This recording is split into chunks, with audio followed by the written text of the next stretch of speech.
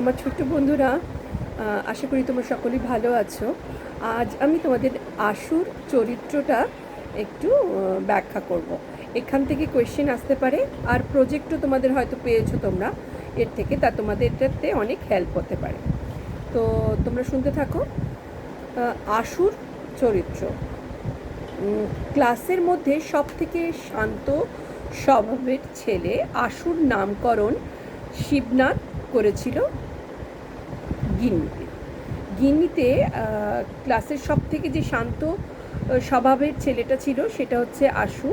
তার নামকরণ করেছিল শিবনাথ এই গিন্নি গল্পে। এই নামকরণের পেছনে অবশ্য একটা ইতিহাসও ছিল। সরল সাদাসিধে ছেলে আশু ক্লাসে কারোর সঙ্গেই খুব একটা মিশত না। পড়াশোনায় সে মনোযোগী ছিল। প্রতিদিন ঠিক দুপুর 1টার সময় তার বাড়ি থেকে এক দাসী তার জন্য কয়েকটি মিষ্টি ও ছোট্ট কাঁসার ঘটিতে জল নিয়ে আসতো। এখান থেকে আমরা বুঝতে পারি যে আশুর বাড়ি কিন্তু অবস্থাপন্ন ছিল।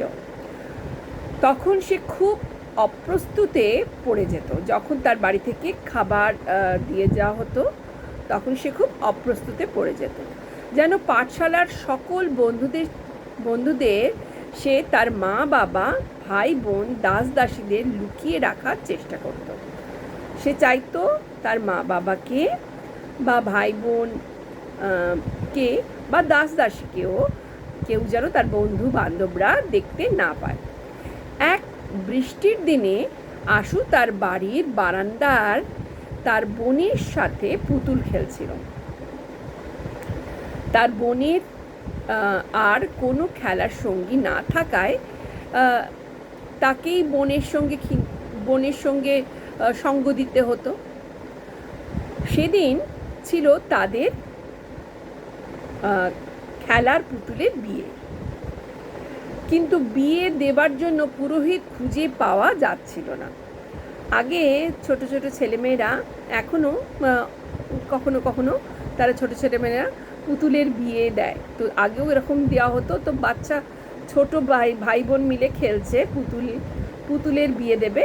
তো সেই জন্যে বিয়ে দিতে গেলে পুরুত ঠাকুর লাগে, তাই পুরুত ঠাকুরকে তো পাওয়া যাচ্ছে না, তাই পুরুত ঠাকুরের খোঁজ চলছে।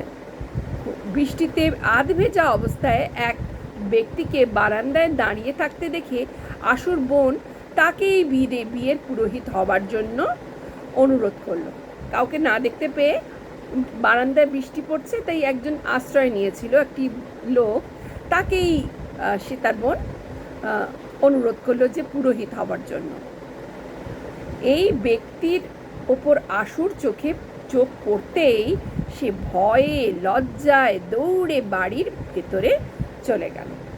ভীষণ লজ্জা পেয়ে গেল, কেন কি আশু তো জানে ভদ্রলোকটি কে, তাই সে ভীষণ লজ্জা পেয়ে গেল। আসলে ওই ব্যক্তি ছিল আশুর পাঠশালার সবচেয়ে ভয়ঙ্কর শিক্ষক শিবনাথ পণ্ডিত। বৃষ্টি থেকে বাঁচার জন্য সে আশুর গাড়ি বারান্দায়, মানে বাইরের দিকে যে বারান্দা হয় তাকে গাড়ি বারান্দা বলা হতো, নিচে আশ্রয় নিয়েছিল। পরদিন এই ঘটনার কথা শিবনাথ উপহাস করে পাঠশালার সকলকে জানিয়ে দেয়, আর আশুর নূতন নামকরণ করে গিন্নি। কারণ গিন্নিরা যেমন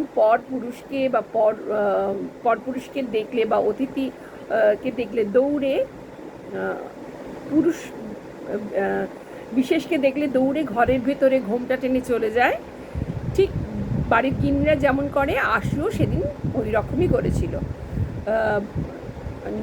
শিক্ষক মহাশয়কে দেখে, পণ্ডিত মশাইকে দেখে সে দৌড়ে বাড়ির ভেতরে চলে যায়।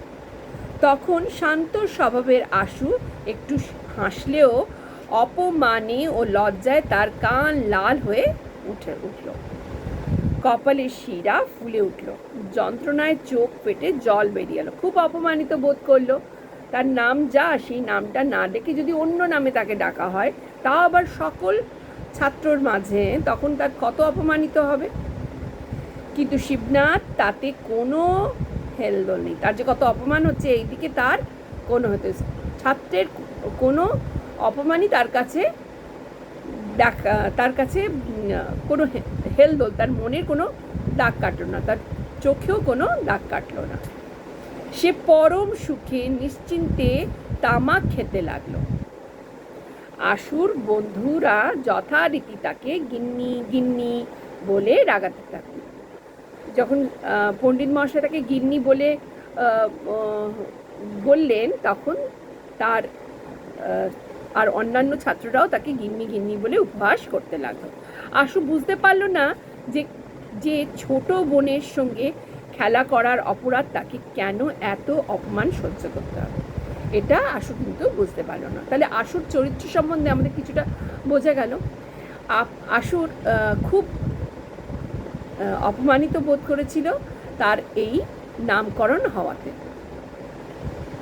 আমরা বুঝতে পারলাম আশুর চরিত্রটা কীরকম হবে।